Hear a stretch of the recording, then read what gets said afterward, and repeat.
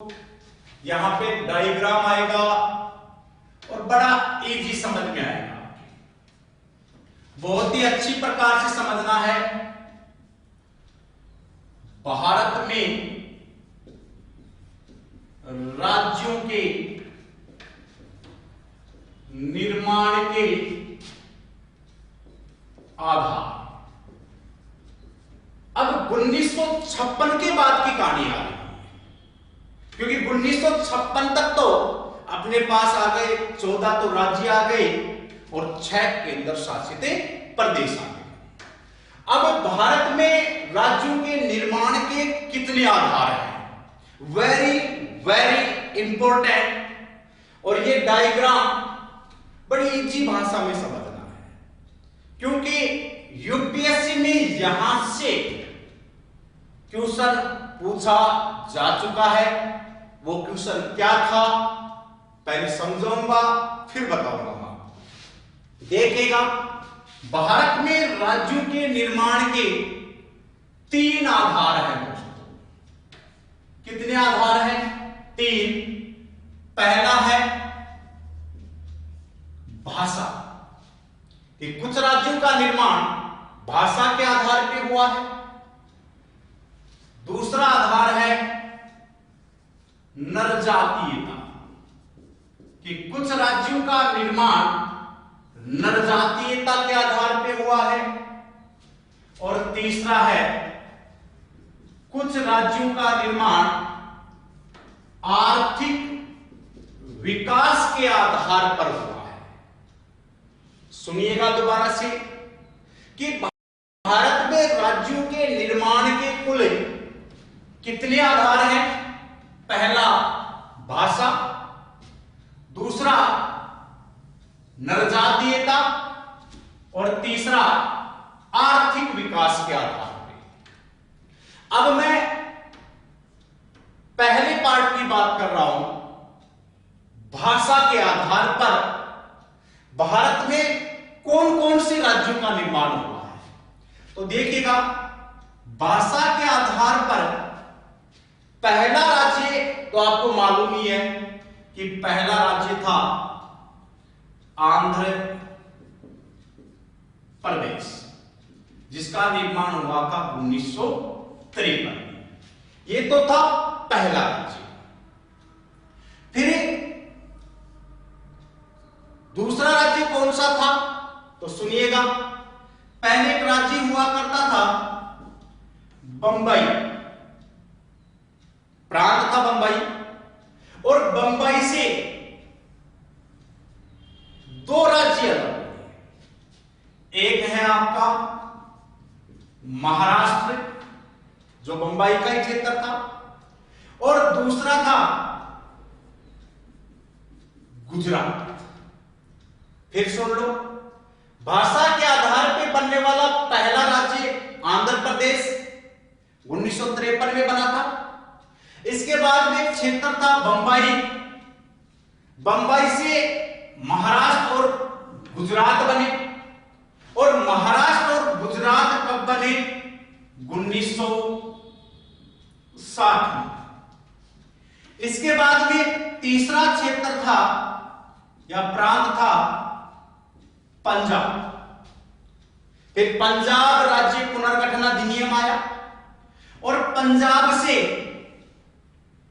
2 क्षेत्र अलग हुई भाषा के आधार पे। एक तो हो गया पंजाब राज्य, और पंजाब से ही अलग हुआ हरियाणा। यानी पंजाब और हरियाणा का आधार भी क्या है? भाषा। और पंजाब और हरियाणा का निर्माण कब हुआ? 1966 में। इसके साथ साथ 1966 में पंजाब और हरियाणा बने, और चंडीगढ़ को केंद्र शासित प्रदेश का दर्जा दिया। दोस्तों, इन सभी राज्यों के निर्माण का आधार क्या है? भाषा है। अब सीधा ही क्वेश्चन आ जाए कि भारत में भाषा के आधार पर कौन कौन से राज्यों का निर्माण हुआ है, तो ये डायग्राम आपके हमेशा याद रहेगा दोस्तों कि भाषा के आधार पर पहला राज्य बना आंध्र प्रदेश 1953 में, फिर 1960 में महाराष्ट्र और गुजरात बने, इसके बाद 1966 में पंजाब और हरियाणा, यानी भाषा के आधार पर बनने वाले राज्य आंध्र प्रदेश, महाराष्ट्र, गुजरात, पंजाब और हरियाणा। पंजाब और हरियाणा, पंजाब से जो हरियाणा अलग हुआ है यह भी इंपॉर्टेंट है। कौन से आयोग की सिफारिश पे हुआ था, तो दोस्तों याद रखिएगा शाह आयोग कि शाह आयोग की सिफारिशों पर पंजाब से हरियाणा राज्य को अलग किया गया। तो पहला पॉइंट तो अपने पहला आधार देख लिया है भाषा। दूसरा है अपना नरजातीयता। पहले तो ये देखिएगा कि नरजातीयता का अर्थ क्या होता है। नरजातीयता का मतलब होता है विशेष परंपराएं, रीति रिवाज एवं संस्कृति के आधार पर जब नए राज्यों का निर्माण किया जाए वो कौन सा आधार कहलाता है, नरजातीयता। दोबारा सुन लो सर कि नरजातीयता का मूल अर्थ क्या है कि जब किसी क्षेत्र से उसकी विशेष परंपरा, रीति रिवाज एवं संस्कृति के आधार पर नए राज्यों का निर्माण हो, वो आधार क्या कहलाता है, नरजातीयता।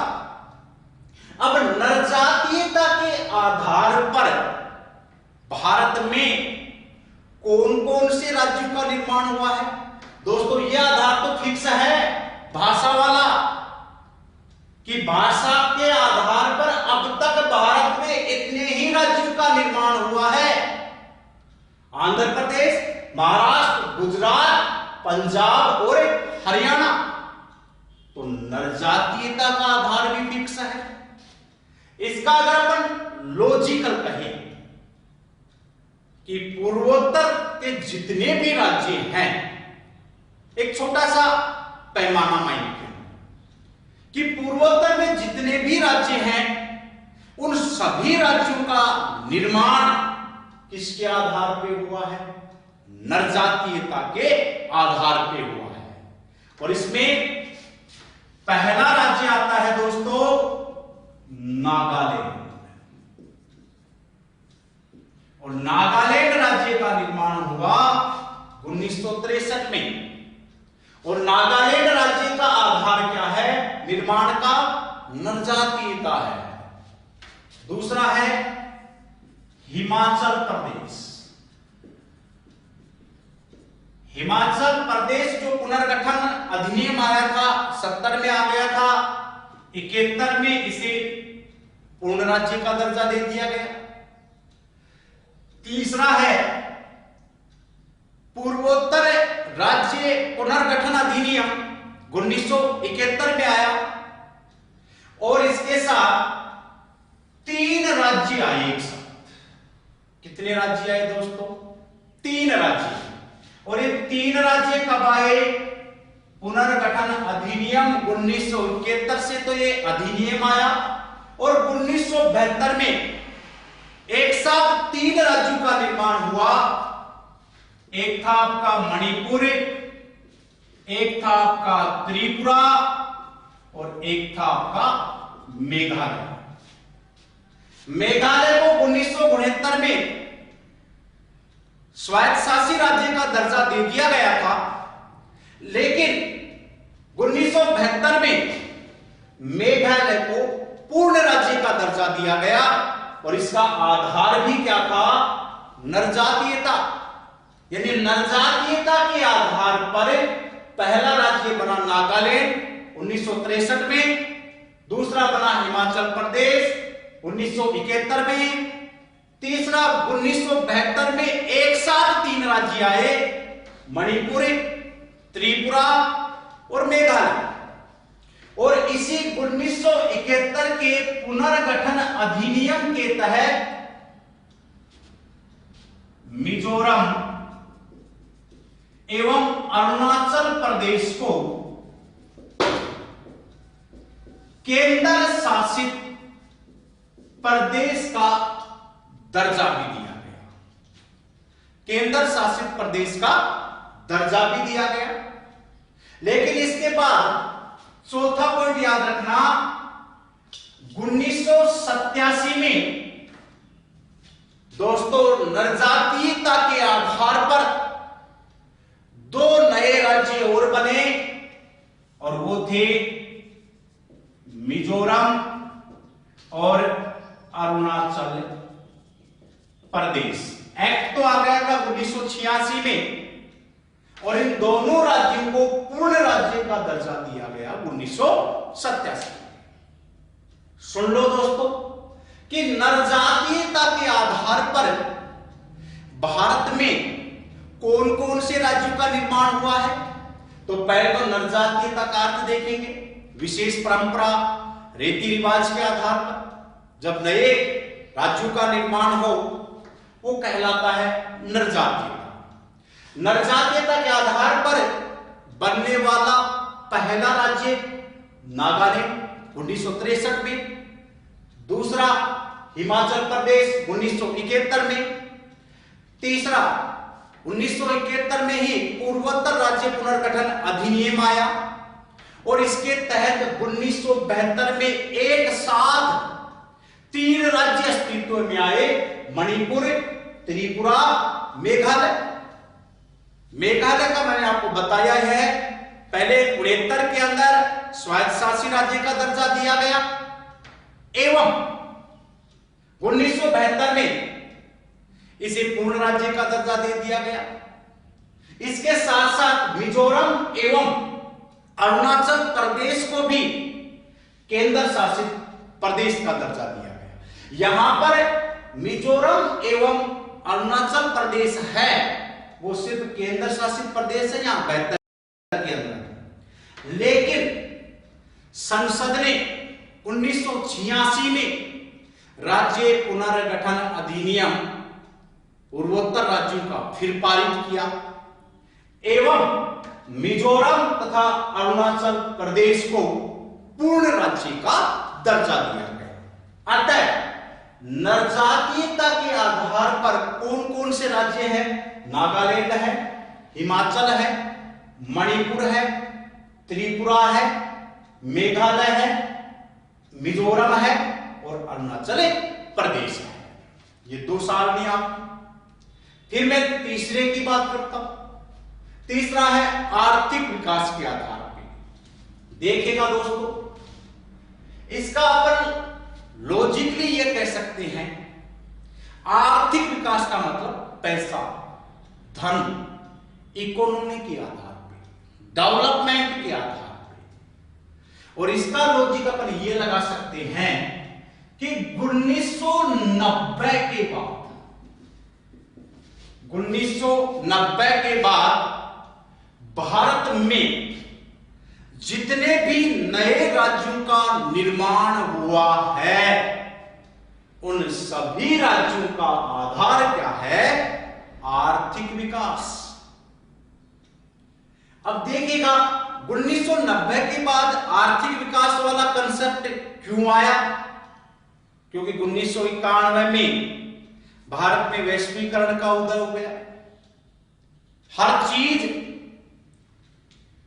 धन की तरफ, मनी, सिर्फ धन के आधार पे मामला होने लग गया, विकास के आधार पे मामला होने लग गया। तो आर्थिक विकास के आधार पर कौन कौन से राज्यों का निर्माण हुआ है? तो ध्यान रखिएगा दोस्तों कि आर्थिक विकास वाला जो ब्लास्ट हुआ, विस्फोट हुआ, वो 2000 में, सन 2000, और 2000 में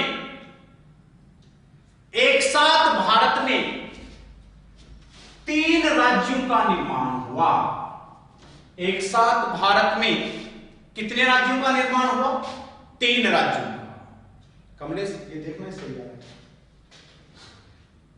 एक साथ 3 राज्यों का निर्माण हुआ। और वो राज्य कौन कौन से थे देखिएगा।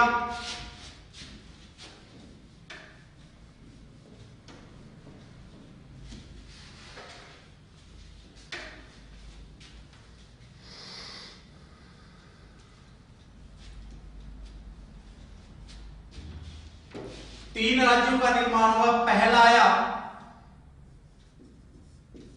छत्तीसगढ़, दूसरा आया उत्तराखंड और तीसरा बना झारखंड। यानी एक साथ 3 राज्य आए और इन तीनों राज्यों का आधार क्या है? आर्थिक विकास। छत्तीसगढ़, उत्तराखंड, झारखंड।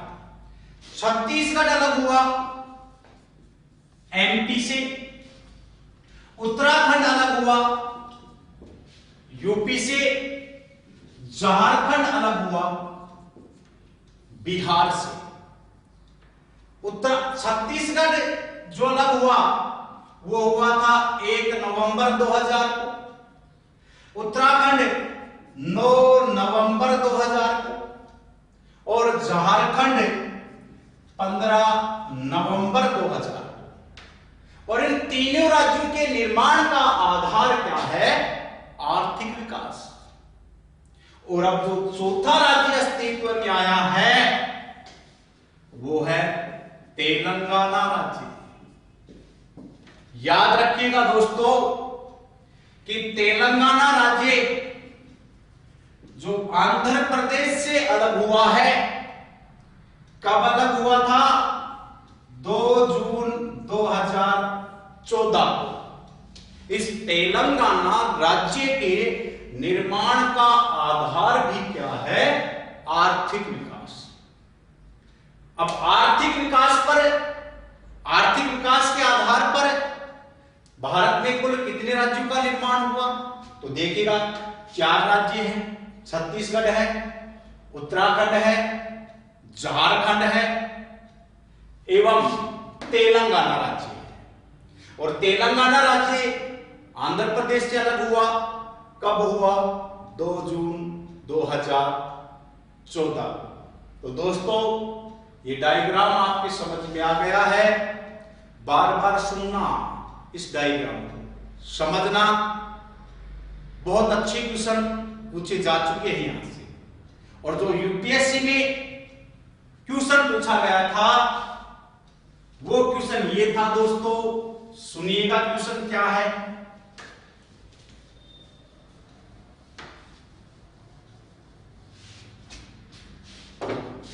क्वेश्चन था भारत में भाषा के आधार पर कौन कौन से राज्यों का निर्माण हुआ था? निर्माण हुआ था और उसमें था ए पंजाब, हरियाणा,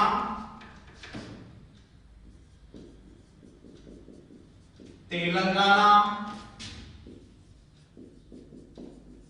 मिजोरम। बी पंजाब, मिजोरम, आंध्र प्रदेश, गुजरात। सी पंजाब, हरियाणा, आंध्र प्रदेश, महाराष्ट्र। और डी पंजाब, हरियाणा, नागालैंड, तेलंगाना। ये क्वेश्चन था आपका कि भारत में भाषा के आधार पर कौन कौन से राज्यों का निर्माण हुआ है। तो ये देखिएगा, पंजाब और हरियाणा भाषा के आधार पे आ रहे हैं, लेकिन तेलंगाना आर्थिक विकास के आधार पे आ रहा है, और मिजोरम नरजातीयता के आधार पे आ रहा है। अतः ये ऑप्शन गलत था। दूसरा, पंजाब भाषा के आधार पे है, मिजोरम नरजातीयता के आधार पे है, आंध्र प्रदेश भाषा के आधार पे है, गुजरात भाषा के आधार पे है। लेकिन इसमें मिजोरम अलग आ रहा है, तो ये ऑप्शन भी आपका गलत होगा। इसके बाद तीसरा ऑप्शन है, पंजाब भाषा के आधार पे है, हरियाणा भाषा के आधार पे है, आंध्र प्रदेश भाषा के आधार पे है, महाराष्ट्र भाषा के आधार पे है। तो राइट आंसर इनमें कौन सा हो गया? सी हो गया। डी देख लीजिएगा, नागालैंड और तेलंगाना फिर इसमें अलग अलग आ रहे हैं। तो राइट आंसर आपका क्या है इस ऑप्शन में कि भाषा के आधार पर पंजाब, हरियाणा, आंध्र प्रदेश और महाराष्ट्र का निर्माण हुआ है। ये था भारत में राज्यों के निर्माण के आधार। अब जो है वो अपना अंतिम पॉइंट है राज्यों के पुनर्गठन में, और ये भी क्वेश्चन यूपीएससी में दोस्तों पूछा जा चुका है। देखिएगा लास्ट पॉइंट, और लास्ट पॉइंट है औपनिवेशिक क्षेत्रों का विलय। देखिएगा, औपनिवेशिक क्षेत्रों का विलय। देखिएगा, भारत आजाद हो गया था 1947 में, लेकिन अंग्रेज तो भारत से चले गए थे, लेकिन भारत के अभी कुछ भूभाग पर दो विदेशी ताकतें और थी। कुछ क्षेत्र उस समय तक पुर्तगालियों के अधीन थे और कुछ क्षेत्र भारत के फ्रांसीसियों के अधीन थे। और इन दोनों क्षेत्रों के मामले में जो फ्रांसीसियों के और पुर्तगालियों के अधीन मामला था, उन्हें कहा जाता है औपनिवेशिक क्षेत्र। तो यहां पे अंग्रेज जब चले गए थे तो दो औपनिवेशिक शक्तियां अभी भी बची हुई थी। एक तो थे पुर्तगाली और एक थे फ्रांसीसी। अब पुर्तगालियों के अधीन और फ्रांसीसियों के अधीन कौन कौन से क्षेत्र थे, पहले तो दोस्तों ये ध्यान रखना। पुर्तगालियों के अधीन क्षेत्र थे दादरा नगर हवेली, और दूसरा क्षेत्र था गोवा दमन दीव वाला, यानी दादर नगर हवेली, गोवा दमन और दीव, ये तो किसके अधीन क्षेत्र थे? पुर्तगालियों के अधीन। और फ्रांसीसियों के अधीन क्षेत्र थे माहे, यनम, क्राइकल, ये क्षेत्र था फ्रांसीसियों के अधीन, जिसको अपन संयुक्त रूप से कहते हैं पुद्दुचेरी या पांडिचेरी। यानी पांडिचेरी या पुद्दुचेरी वाला क्षेत्र था वो तो फ्रांसीसियों के अधीन था, एवं दादर नगर हवेली, गोवा दमन और दीव ये किसके अधीन था? पुर्तगालियों के अधीन। तो सुनिएगा दोस्तों, मैं बात कर रहा हूं पुर्तगालियों के अधीन क्षेत्र की। पहला क्षेत्र की बात कर रहा हूं मैं दादर नगर हवेली की। दादर नगर हवेली को 10वां संविधान संशोधन जो 1961 में किया गया था, इसके तहत केंद्र शासित प्रदेश का दर्जा दिया गया कि दादर नगर हवेली को पुर्तगालियों के जो अधीन क्षेत्र था, संसद ने किया 10वां संविधान संशोधन और 10वें संविधान संशोधन से दादर नगर हवेली को केंद्र शासित प्रदेश का दर्जा दिया। इसके बाद मैं दूसरे पॉइंट की बात कर रहा हूं, गोवा, दमन और दीव। पहले क्या हुआ, गोवा, दमन और दीव के लिए 12वां संविधान संशोधन किया गया। कौन सा संविधान संशोधन किया गया? 12वां। और 12वां संविधान संशोधन करके गोवा, दमन और दीव को केंद्र शासित प्रदेश का दर्जा दिया गया। ये तो था 12वें संविधान संशोधन से। इसके बाद 56वां संविधान संशोधन किया गया। संसद ने कौन सा संविधान संशोधन किया? 56वां। और 56वें संविधान संशोधन से गोवा को पूर्ण राज्य का दर्जा दिया गया। और गोवा को जो पूर्ण राज्य का दर्जा दिया गया 1987 में, यह भारत का 25वां राज्य बना। तो पहले तो ये संविधान संशोधन याद रखोगे, 10वां, 12वां एवं 56वां संविधान संशोधन।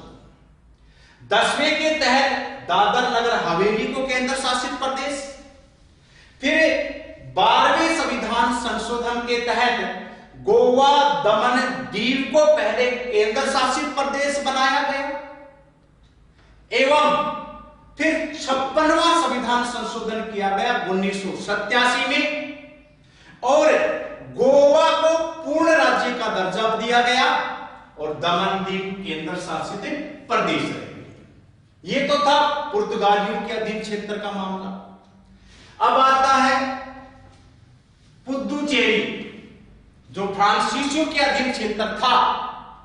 संसद ने किया 14वां संविधान संशोधन 1962 में, और 14वें संविधान संशोधन 1962 के तहत पुदुचेरी को, या पांडुचेरी, पहले पांडुचेरी नाम था, अब पुदुचेरी नाम है, पुदुचेरी को केंद्र शासित प्रदेश का दर्जा दिया गया। दोस्तों, यानी जो संविधान संशोधन यहां आ रहे हैं, ये वेरी वेरी इंपॉर्टेंट है।